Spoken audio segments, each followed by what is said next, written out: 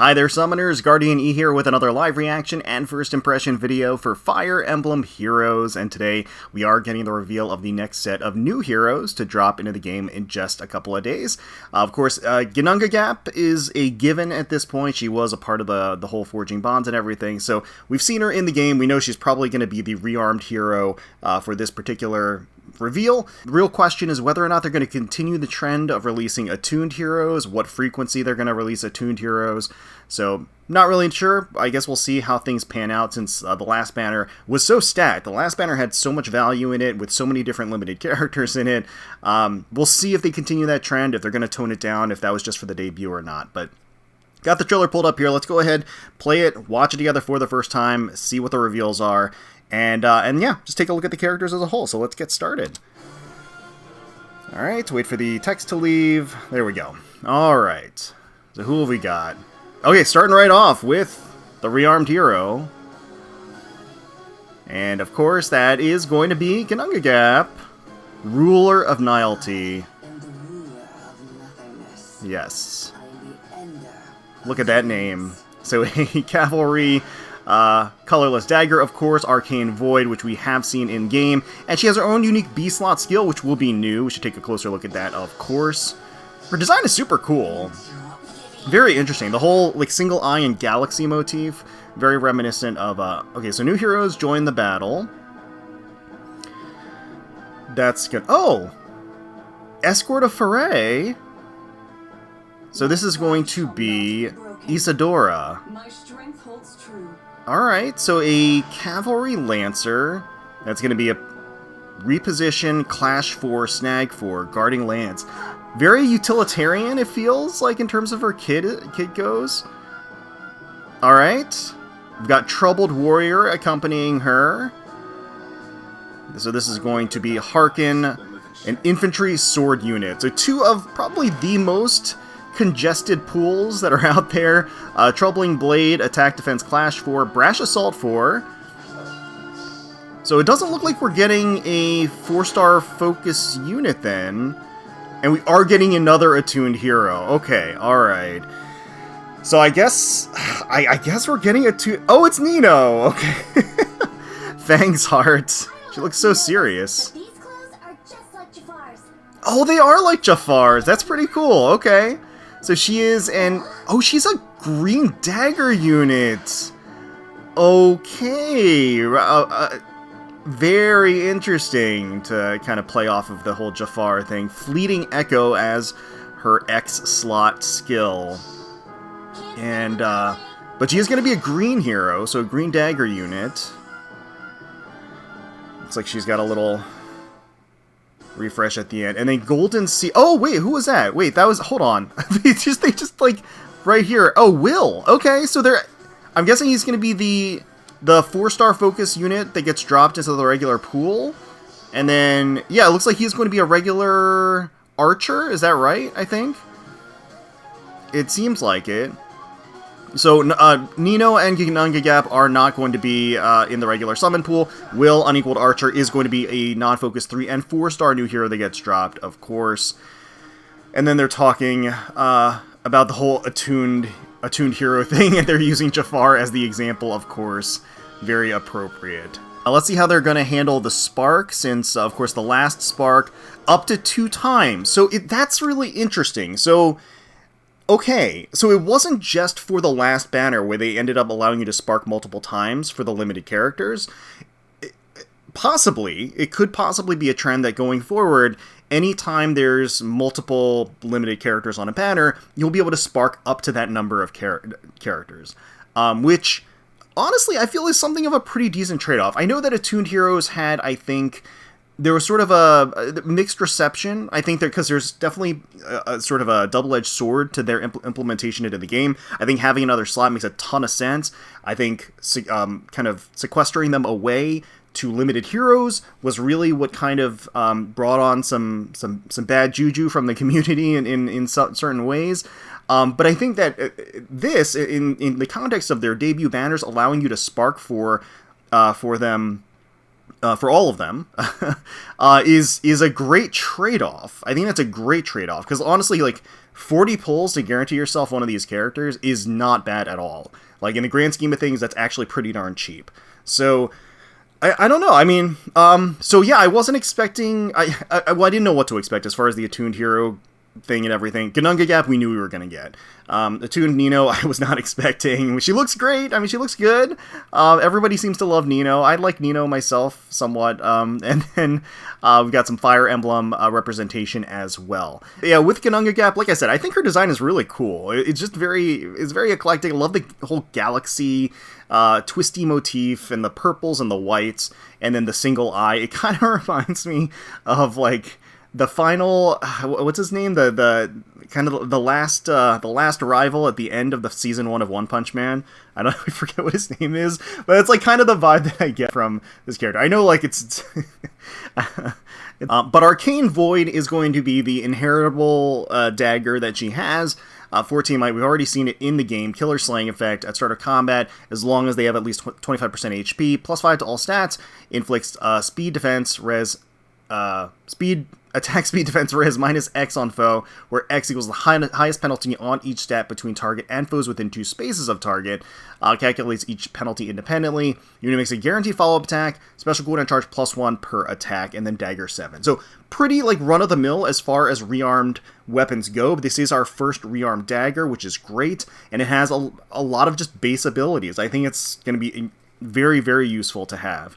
Lethality for the special is awesome. Being able to nullify damage reduction is so key for specials these days.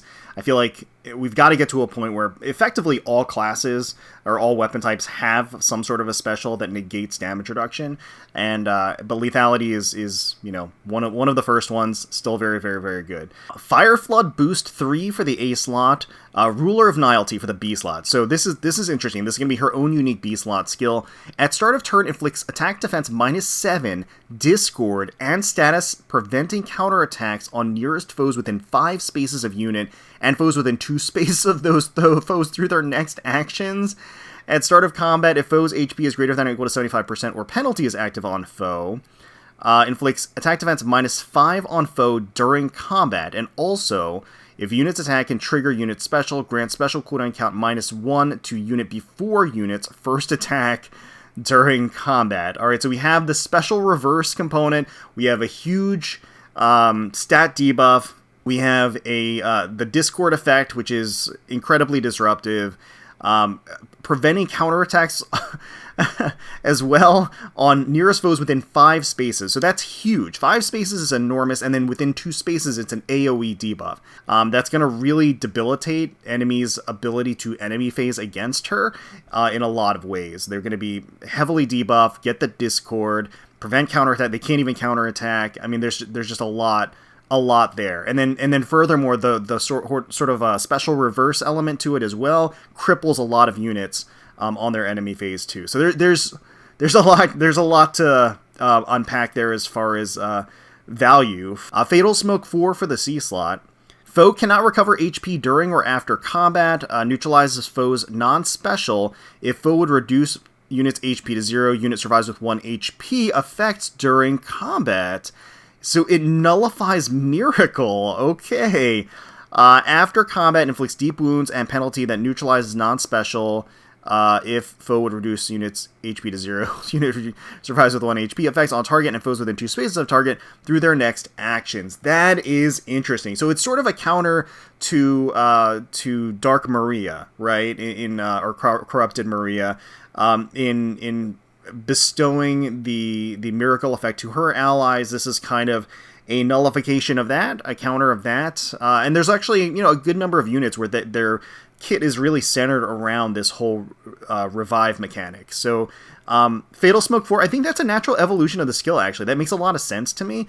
Yeah, so overall the kit is super solid. That Ruler of Nihilty B slot skill is really, that's an eye-opener. That's going to do some... That's going to do some nasty stuff on the battlefield. Arcane Void is solid for sure, and that is going to be useful as an inheritable weapon. Lethality is definitely great to have. Fire Flood boost is fine.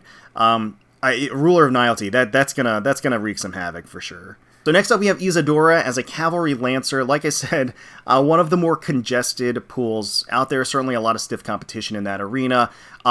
Art is very classic looking. Certainly, it feels like an homage to the old school style of Fire Emblem, and I think it captures it really well. Utilitarian armor, kind of no nonsense. Still has a level of grace to it, but also very very neutered colors. Not too outlandish, not too extravagant, but still has a bit of class to it. So Guarding Lance is going to be her own unique weapon. 16 might, has a killer slaying effect. If rally or movement assist skill is used by unit or target's unit, grants +6 to attack speed defense, bonus doubler and foe penalty doubler to unit and target ally or unit and targeting ally for 1 turn. If unit initiates combat or is within 2 spaces of an ally, grants attack speed defense res +5 to unit, neutralizes effects that guarantee foes follow-up attacks, and effects that prevent units follow-up attacks, and reduces damage from foes' first attack by 40% during combat. So there's a lot built into the whole assist element, the movement assist and rally element, the assist component to Guarding Lance, the whole stat boost, plus the bonus doubler and foe penalty doubler. And that's a game changer for her, so she's definitely going to want to employ that in combat where she can, so that either she gets rallied, and then that effect gets spread over the battlefield to her allies. I mean, it's a big, it's definitely a big effect that's going to change the tide of a particular matchup.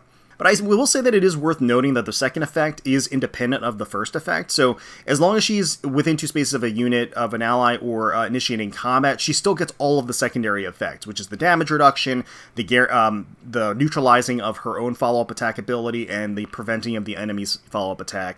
Those are all still really solid things at a base level, but to really take advantage of her, you're going to want to have that whole reposition element, the snag element, basically, to her skill. And of course, I see that she has a snag skill for her B slot as well, so that's going to stack, and it's going to synergize, of course, with Guarding Lance. So she has reposition, attack speed, clash 4, which is, again, kind of their go-to for cavalry units these days, for good reason. I don't personally love the gimmick, but I think it is interesting, the whole movement-based attack amplifier. But again, that's kind of like their de facto, because of course cavalry, they've got that range. So that has been for a while now their kind of go-to there. But attack defense, snag 4 inflicts attack defense -4 on foe during combat. If a movement assist is used by unit or target's unit, inflicts attack defense -7 and sabotage on nearest foes within 4 spaces of both unit and target ally after movement. On foes within 2 spaces of those foes equipped with a skill that can trigger the savior effect through their next action. So I couldn't remember this with the snag skills, but the snag skills are just for movement assists rather than rally assists and movement assists. So really, to take advantage of her kit as a whole, you do want to have the movement assist.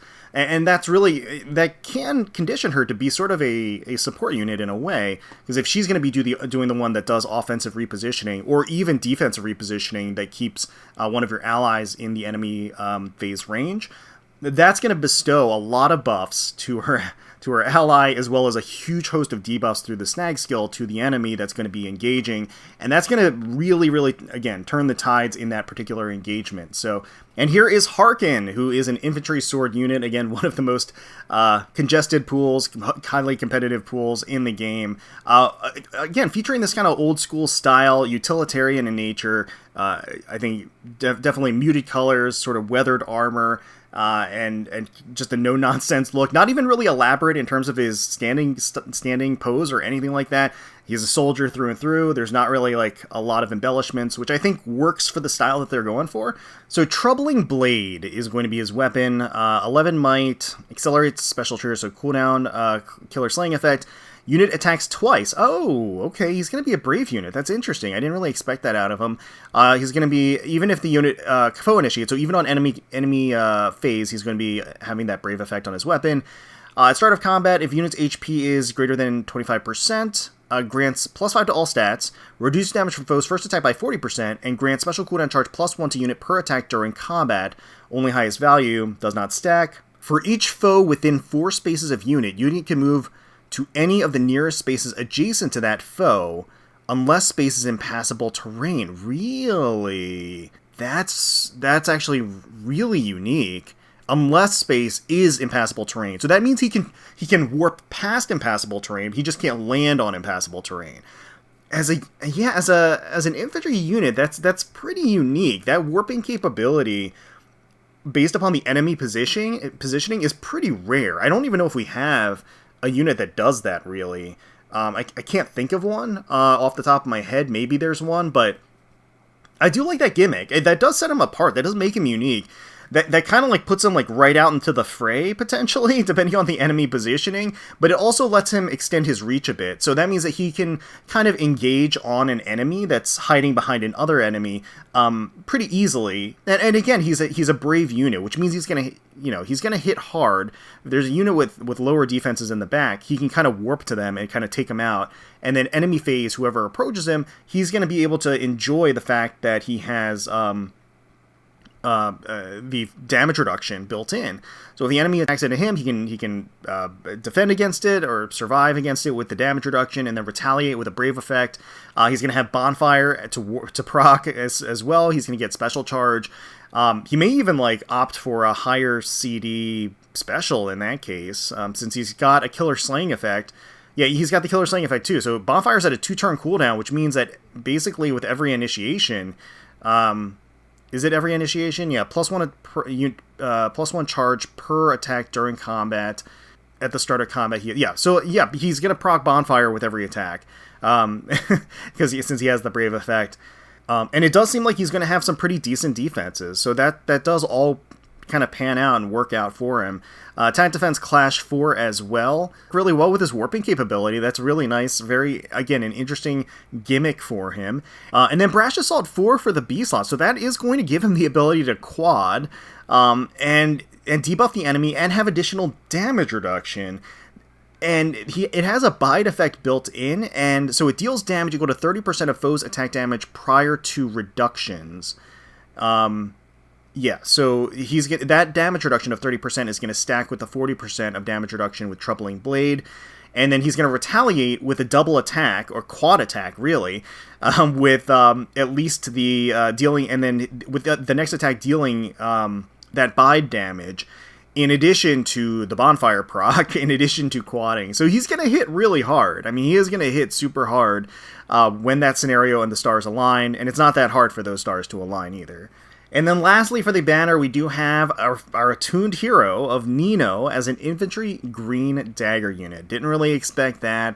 But from an aesthetic standpoint, I think they did a really great job. Obviously, she's taking part of her likeness and part of the inspiration of her weapon from Jafar.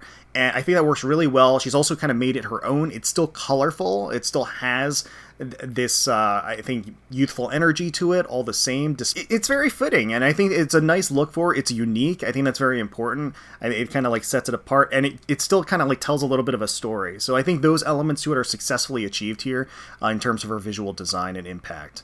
So her weapon is going to be Gondol, 14 might, killer slaying effect. At start of turn, if unit is within 2 spaces of an ally, grants attack speed +6 to unit and allies within 2 spaces of unit for 1 turn. If unit initiates combat or foe's range is equal to 2, grants +5 to all stats, grants bonus to unit's attack equal to X, and speed defense res equal to 50% of X. X equals the highest total bonus among units and allies within 3 spaces of unit, and reduces damage from foe's first attack by 30% during combat, and restores 7 HP to unit after combat. And then that little segment there in the middle is talking about how if it's a brave effect that's attacking into her, both the first and second strikes count as the first attack, and both will get that damage reduction. So, interesting. So this does feel really fitting, right? Because, Nino was the preeminent Blade Tome user in year 1 of the game, month 1 of the game, or actually whenever Skill Inheritance first came out, which was within the first month or two. Yeah, I mean, effectively, Nino was the de facto Grand Blade, or Blade Tome user, but certainly with the Grand Blade. And so, again, all of her, or at least many of her iterations have kind of spoofed off of that in some way, shape, or form. And in this one, this is no exception. It's kind of expanded naturally into how the actual different weapon effects that we've had recently in terms of bonuses on allies and bonuses on the unit and how that plays in and stacks onto the attack. And so in this case, she's going to actually enjoy a bonus to her attack and the rest of her stats. The rest of her stats are just going to get a 50% bonus to whatever the X value is, but her attack is going to get the full bonus of that X. And then it's going to be the highest total bonuses among unit and allies within 3 spaces of unit. So that adds a lot more flexibility. Like I said, even at a base level, she provides herself with quite a nice boost to her attack and damage out there. She enjoys damage reduction as well, and then health restoration, a killer slaying effect. So a lot of great stuff built into this weapon. Draconic R for the special, Flash Sparrow for the A slot, Speed Defense Tempo 4 for the B slot. Inflict speed defense -4 on foe, neutralize effects that grant special cooldown charge plus X to foe, or inflict special cooldown charge -X on unit, and reduces the percentage of foes non-special, reduces damage by X% skill. Okay, so yeah, it's damage reduction, right? Yeah, so that's pretty nice. That's going to allow her to do more damage in general, which is great against damage reduction enemies. And then prevent a guard effect on her, I think most importantly, because she has a killer slaying effect, right? And then her Flash Sparrow also gives her an additional special charge per attack. And so, effectively, she will want to proc her Draconic Aura whenever she initiates and naturally doubles. I think that is going to be kind of her, what she's setting out to do, effectively. And then there is more to her kit, of course. Let's take a look. Oh, she's got her own unique C-slot skill. Okay, Fanged Ties for a C-slot. At start of turn, if unit is within 2 space of an ally, grants unit can move 1 extra space, does not stack, and Kanto to unit for 1 turn. Kanto 1. Also grants the following effect to unit based on the value of unit special cooldown count. At its max value, grants special cooldown count -2. If at its maximum value -1, grants special cooldown count -1. Okay. So that means she gets an insta-charge to Draconic Aura. Okay, well, so that's nice for her, certainly. And then she gets an additional extra movement tile space. You know, they've been giving this to Nino lately. I'm not exactly sure why. She doesn't really... I don't know. The last iteration, the last version of Nino, she had this as well, where she got an extra movement space as an infantry unit. I don't really know why they're giving it to her, but it's good. It's very good. It's very annoying, actually. So she's going to have an additional extra space and then have Kanto 1 as a unit. That means that she's not going to be as obnoxious as Yuri, but she's going to be like Yuri light. I mean, she's still going to be able to effectively move in and then like Kanto away 1. She's going to have significantly more movement range, and then, you know, obviously she's a ranged unit as well. So that's quite nice for her. And having an insta-charge to Draconic Aura, that's not a bad deal. That is not a bad deal. So let's take a look at this X-slot skill. Fleeting Echo. If unit initiates combat, grants speed +2 to unit and reduces damage from foes' first attack by 30% during combat. That's really good, actually. That's better than the skills that we've gotten so far in the X-slot. We've only gotten 2, granted. But that 30% damage reduction, that's going to stack with other damage reduction effects that we have, and it's pretty common. Like, we've gotten a lot of units and a lot of skills that have that, like, first attack damage reduction of whatever percent, and this will just amplify that further. The speed +2 is nice, not incredible, but nice, and remember, this is just extra. Like, this just stacks onto everything else that's in A, B, and C slot, everything else that's in the weapon slot. So speed +2 makes a lot of sense, because obviously speed is the stat where I think the smallest stat bonus makes the biggest difference, potentially, in terms of doubling and everything else. So speed +2 makes a lot of sense. And generally speaking, Echo skills have had a little bit more of a subdued effect, just based on the last 2 examples that we've had. The 30% damage reduction, that's basically a full effect. I mean, that's really good. I mean, that's really quite strong.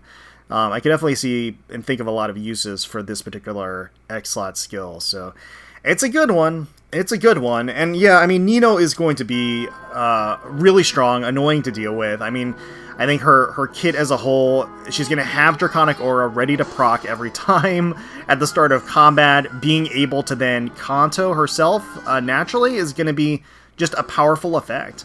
Final story chapter, so we are going to get the end of the book, which is really, I think, one of the, you know, not to understate kind of the the impact of this last month and what we're going to be getting, but this is going to effectively be the climax and the ending of the book. We're going to see it all resolved this coming chapter, and with this banner. So again, Attuned Nino and Ginnungagap New Heroes, even color distribution across, all 2 of them limited. You can spark twice on the banner. So once again, New Heroes are here starting on the 16th of November and going for presumably an entire month or so.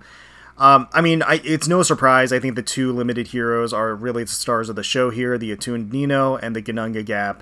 But that's not to say the other 2 actually kind of put up a solid fight. Again, despite their weapon and movement types, which I think are very, very saturated, they've set themselves apart as being interesting. I mean, I think just the warping effect that's there based on the enemy positioning is unique. The kind of synergistic snag buff and debuff combination, again, relatively interesting. I think there's different applications and fun uses for them.